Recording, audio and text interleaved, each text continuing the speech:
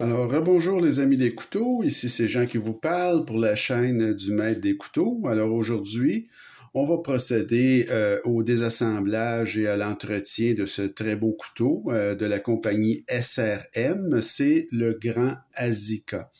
Alors ce couteau-là est un couteau tout en titane, vraiment un très très beau couteau. Et c'est un des couteaux qui vous en donne le plus là, pour votre argent, vraiment.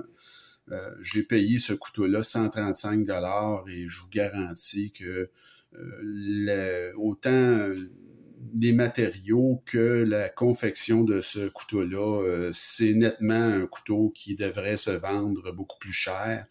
Mais la compagnie SRM, c'est une compagnie qui fait des bons deals, il faut le dire. Là. Ils ont un plus petit modèle aussi là, de Azika, mais que j'aime moins. Celui-là, c'est vraiment le pleine grandeur, vous pouvez voir. C'est un grand couteau. Alors, on procède tout de suite avec le désassemblage. Alors, c'est pas compliqué. Vous voyez, le pivot, il vous laisse pas le choix, la petite pyramide SRM, là. Alors, c'est de l'autre côté qu'on va désassembler tout ça. Donc, le pivot, c'est un T8, tout à fait standard. Donc, ça se défait très bien. Et vous avez seulement une vis de corps qui est ici, mais je soupçonne ici, parce que vous avez un espaceur arrière en titane, sûrement une des deux vis là, de la clip qui va venir se visser dans l'espaceur arrière. Alors, probablement que l'autre vis n'a pas d'incidence, mais il y en a une des deux certains. Là. Donc, ça se défait très bien. Vous voyez, il y a on appelle ça en anglais des surrounds. Là, c'est des petits espaceurs ça fait joli en même temps. Mais faut faire attention, ça a un sens, ça. Donc on peut pas là, le placer dans n'importe quel sens. Alors ça, de toute façon, on s'en aperçoit parce que la vis à ce moment-là ne suit plus. Alors, vous voyez, pour la clip, encore comme je l'avais dit, vous avez une vis qui est plus longue que l'autre. Alors, c'est pas deux vis pareilles, là. Ici, c'est de l'autre côté qui est sorti. Alors, on peut le remettre, là. C'est tout à fait rond, ça.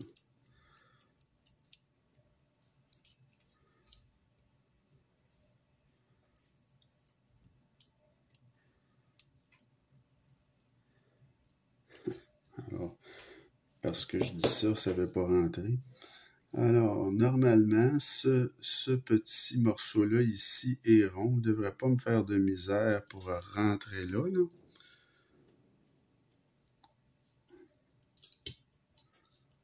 Alors, le couteau veut tout simplement se démantibuler dans mes mains. Alors, on va le défaire, puis je reposerai ça plus tard. Alors, ça, c'est pas un gros problème, là. Alors, vous voyez ici l'espaceur arrière, comme je vous dis, qui est en titane. Et vous voyez que c'est très bien fait. Donc, vous avez le petit en métal, en acier. Ici au Québec, on dit toujours le mot washer, là, mais en tout cas, c'est une petite rondelle d'acier finalement pour venir protéger votre titane. Et vous voyez ici que il y a un petit mécanisme là, avec la petite boule de détente, là, puis un petit mécanisme pour l'over travel, comme on dit, donc qui est démontable. Alors, vous avez la petite vis ici, si jamais vous voulez ajuster la détente, en tout cas, ce que je vous recommande pas nécessairement, parce que bon, c'est toujours un élément risqué, comme je vous ai déjà expliqué. Un autre petit élément aussi qui est très intéressant de ce couteau-là et qu'on voit rarement, puis moi je trouve ça bien, là, c'est que la petite insérée, vous savez, la petite coupure qu'on a toujours dans un verrouillage de cadre, ben ils l'ont faite en dedans, eux autres. Comme ça se fait, là. La plupart des manufacturiers vont le faire par l'extérieur, ce qui vient faire une espèce de drôle de... C'est pas joli. Donc, moi, je trouve que c'est préférable de le faire en dedans, puis regardez, SRM l'ont fait en dedans. Donc, c'est une très belle touche de leur part. Mais la plus belle touche dans ce couteau-là, regardez-moi la qualité, tout simplement, du mouvement à bille. Donc, ça, on appelle ça en anglais des needle bearing. Donc, c'est des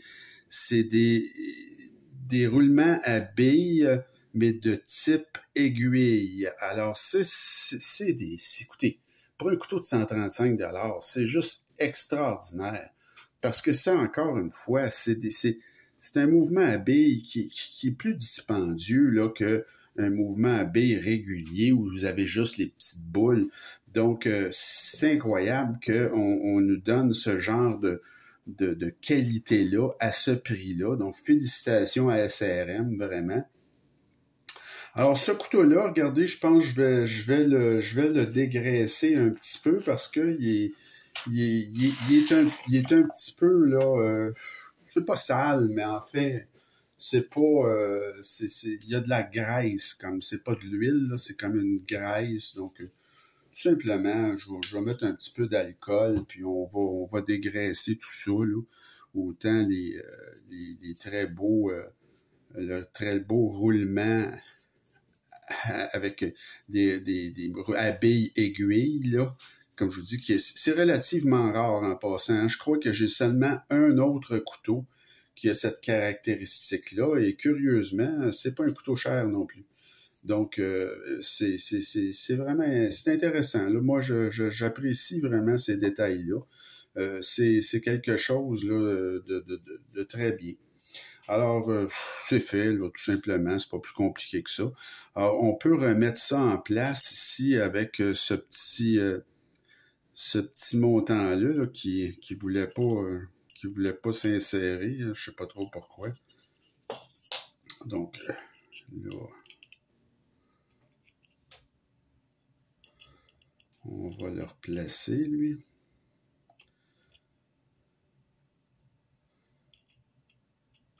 Ah ben, c'est pas pour rien, c'est parce qu'il est pas rond, finalement. Il y a un sens à tout ça. Eh ben, j'aurais pas pensé. Je pensais que c'était parfaitement rond, mais non. Il y a, regardez, la petite pièce, elle est machinée ici. Donc, il y a vraiment un sens. Et ça semble, les tolérances semblent être très, très, très... Donc, c'est pas si facile que ça de replacer ce morceau-là. Alors là, ça, c'est très surprenant. Alors, c'est fait. Alors, on va essayer de faire en sorte qu'il ne ressorte plus parce que c'est moins drôle que je pensais, mais en tout cas, c'est quand même là, très, très bien fait. Donc, on va mettre ici un petit peu d'huile à nos très, très beaux mouvements à billes de type aiguille. Alors, une petite goutte d'huile, ça ne fera pas de tort.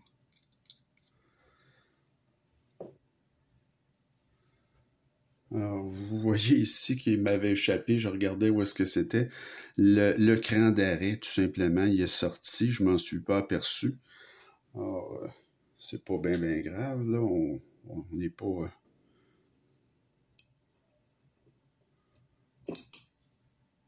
Alors, ça va bien. On remet ici un petit peu d'huile. Il y en a qui en mettent aussi dans le trou de détente. Bon.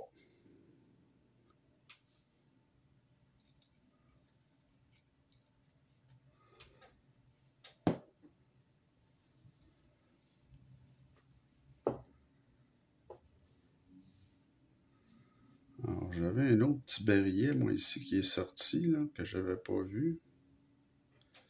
Que je vais tenter de réinsérer ici. Avec son petit...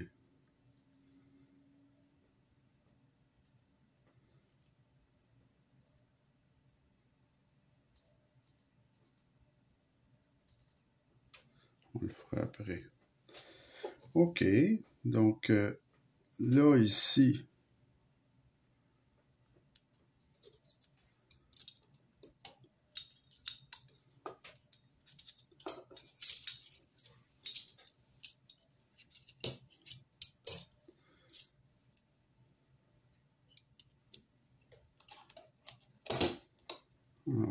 voyez. Je vais réinstaller tout de suite le pivot, là, ça va me donner une petite chance. C'est un couteau qui se désassemble quand même très bien. Il y a ces petites particularités-là au niveau là, des espaceurs qui font en sorte que le petit couteau, finalement, est un petit peu plus compliqué à réinstaller que je ne le croyais, parce que ça, tout ça a un sens et tout ça est... il y a un côté plat à ces petites... ces petits morceaux-là. Alors, c'est comme un petit peu problématique de réinsérer tout ça. D'ailleurs, je me demande si je vais avoir des problèmes avec l'autre, là. Encore une fois, mon problème principal, c'est que je ne veux pas prendre trop de temps pour faire la vidéo. Donc, il y a comme un problème de temps, là, pour moi. Alors, vous voyez, j'arrive pas à le rentrer. On va essayer de se donner un petit peu d'espace. Ah, vous voyez, je l'ai eu. Donc, c'était simplement de dévisser ici la petite vis. Faut pas être pressé quand on fait ce genre de choses-là. Mais bon, quand on fait une vidéo, bien évidemment, c'est pas le moment idéal pour ce genre de choses, parce que on est limité dans le temps, puis là, ben, ça met un petit stress. Alors, s'il y a des petites complications, ben, on se dit, bon, ma vidéo va être trop longue, ou, oups, j'ai un problème plus important, donc là, je peux pas m'étirer trop longtemps, moi. Donc, c'est ça le problème, si vous voulez, de ce genre de vidéos-là, de désassemblage, versus une vidéo de révision où tout est beaucoup plus prévisible. Alors, on l'a eu quand même, notre petit Azika. Regardez-moi ça. Hein? Tiens.